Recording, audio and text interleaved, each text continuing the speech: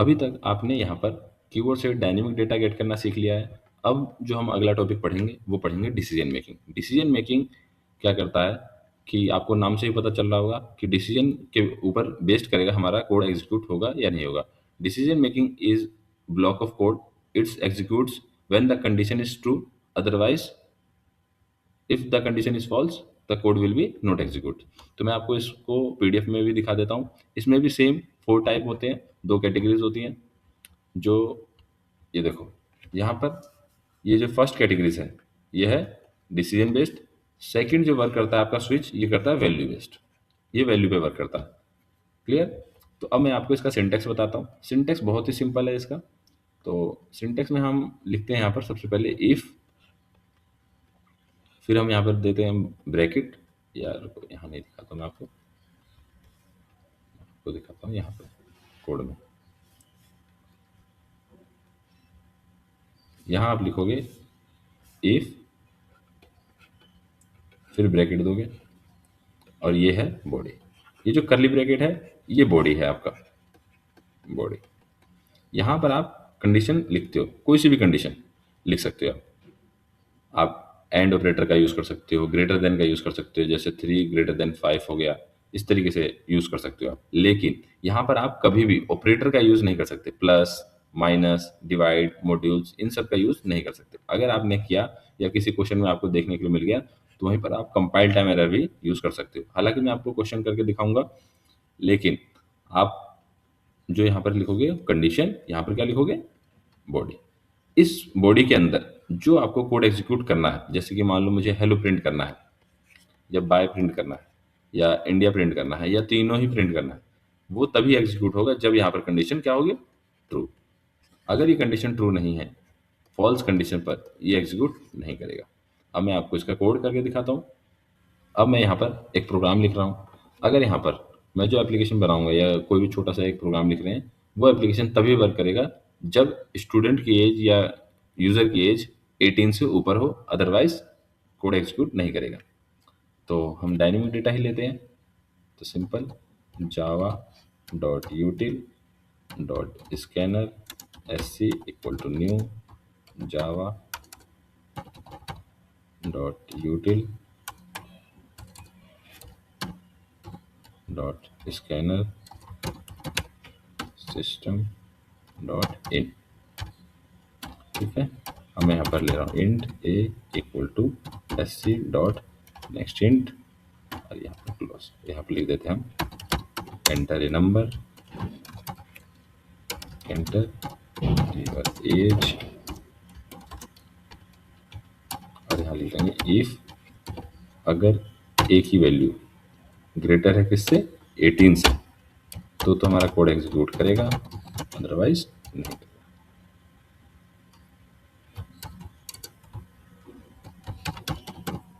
Welcome to my page, और यहाँ पर हम लिख देते हैं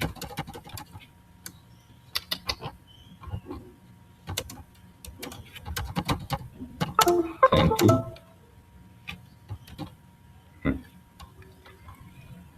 अब देखो यहाँ पर जैसे मैं इसे रन करता हूँ, एंटर योर एज मैंने डाल दिया 15, तो क्या कह रहा है, थैंक यू। अब मैंने इसे दोबारा रन किया, अब मैंने इसे डाल दिया 19, तो देखो वेलकम टू माय पेज और थैंक यू। तो ये जो कोड है आपका तभी एग्जीक्यूट कर रहा है जब एज की वैल्यू 18 से एबव है।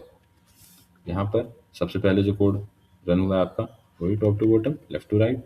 सबसे पहले एंटर योर एज चला, फिर यहाँ से इसने डेटा गेट किया 19, फिर इसने इसमें स्टोर किया, यहाँ पर डेटा आया 19, कंडीशन ट्रू, ट्रू होते ही बॉडी एग्जीक्यूट हुआ, और उसके बाद ये यहाँ पर थैंक यू। अब जैसे ही हम इसे फॉल्स करते हैं, फॉल्स होते ही क्या होगा,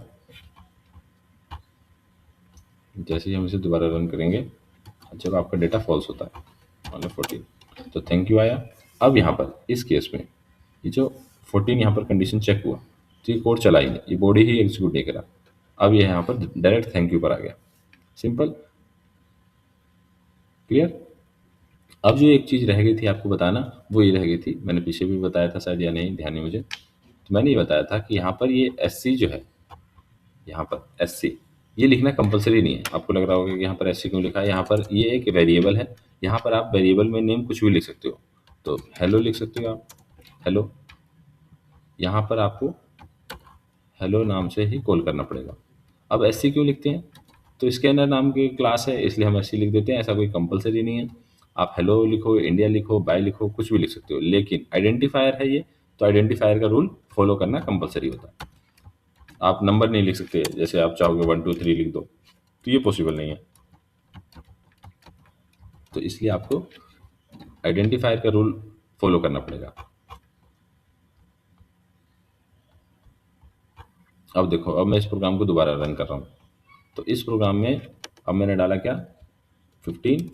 अब देखो आया थैंक यू, लेकिन अब इस प्रोग्राम में छोटी सी मिस्टेक है। छोटी सी मिस्टेक ये है कि अभी आप सिर्फ डेटा एंटर कर रहे हो और डेटा आपका आ रहा है थैंक यू। अगर यूज़र ने डाला 15, उसको कोई नोटिफिकेशन नहीं जा रहा है कि आपने एंटर नंबर जो है वो गलत डाला है या दोबारा से नंबर एंटर करो।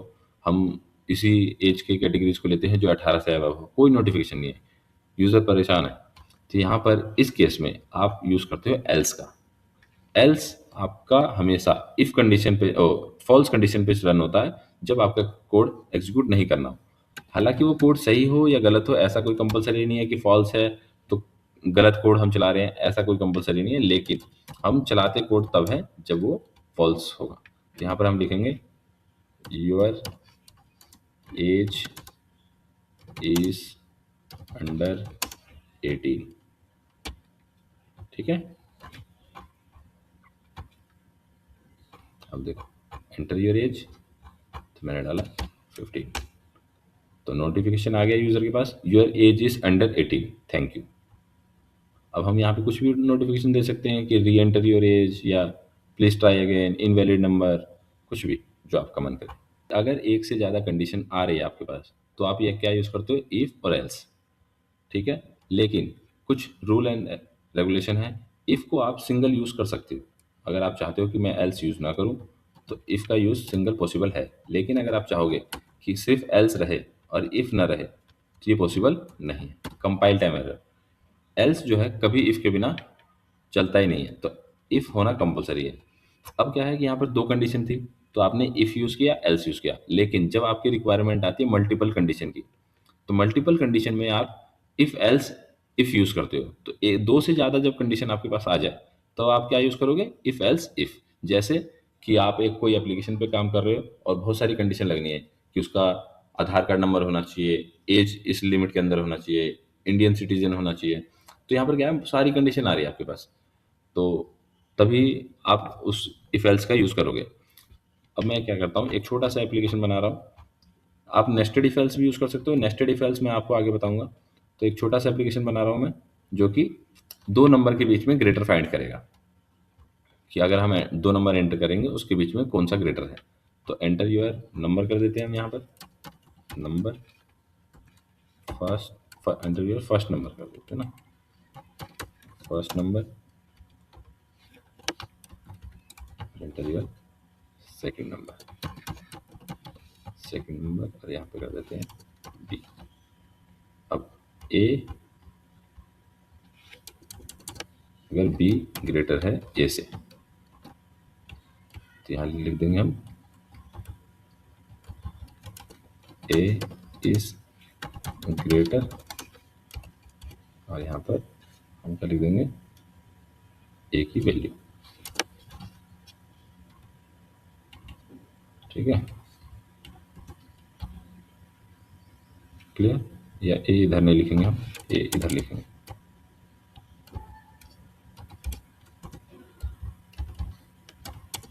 फोर्टी फाइव इज ग्रेटर, या कुछ जो भी हम नंबर डालेंगे, और इसी लाइन को हम कर देते हैं इसमें। अदरवाइज अगर ए ग्रेटर नहीं हुआ तो बी ही ग्रेटर रहेगा, दोनों में से एक ही तो बड़ा रहेगा, तो हमने यहाँ लिख दिया बी इज ग्रेटर, और फिर थैंक यू। अब मैं इसे क्या कर रहा हूँ, रन कर रहा हूँ। तो एंटर योर फर्स्ट नंबर, मैंने डाला 45, 35, 45 इज ग्रेटर, और मैंने डाल दिया 45 और 95, तो 95 इज ग्रेटर। लेकिन अब इस केस में देखना, यहाँ पर हम दो कंडीशन पे वर्क कर रहे थे, अब एक दो से ज़्यादा वर्क कंडीशन हो जाएगी। जैसे कि अगर किसी यूज़र ने, है तो एप्लीकेशन ही, अगर किसी यूज़र ने दोनों नंबर सेम डाल दिए, जैसे मैंने डाला यहाँ पर 45 और 45, तो देखो 45 इज ग्रेटर। यहाँ पर आपको क्या करना है कि बताना है कि बोथ नंबर आर सेम। इस एप्लीकेशन में अब आपको बताना पड़ेगा ना कि जो यूज़र ने जो नंबर डाला है वो दोनों सेम डाल दिया। तो यहाँ पर आप क्या करोगे, इफ़ एल्स इफ़ का यूज़ करोगे। लेकिन जैसे हम एक और यूज़ कर लेते हैं, ज़्यादातर लोग ऐसे करते हैं, if A equal to B, condition code को हमने ऊपर लिख दिया। अगर ए और बी इक्वल है तो यहाँ पर हम लिख देंगे कि बोथ आर सेम। ठीक है, तो देखना अब क्या होगा। अब मैंने यहाँ पर दिया 45 और 45, both are same, 45 is greater. अभी भी दिक्कत है हमारे कोड में, तो अब हम यहाँ पे यूज़ करेंगे इफ़ एल्स, और इस इफ़ को कर देंगे इसके पास। ये हो गया इफ़ एल्स इफ़, और ये एफ। अब देखो, अब मैंने इस कोड को रन किया, 45 और 45 both are same, thank you. अब जो हमारा कोड है वो रन नहीं होगा, मतलब सही आंसर आ रहा है। अब मैंने लिखा 35 और 85, तो 85 इज ग्रेटर।